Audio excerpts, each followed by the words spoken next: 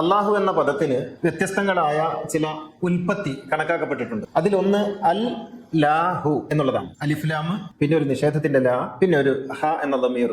അൽ ലാഹു അതിന്റെ അർത്ഥം അത് അല്ലാത്തത് എന്നാണ്. അത് അല്ലാത്തത് അല്ലെങ്കിൽ അവൻ അല്ലാത്തത്.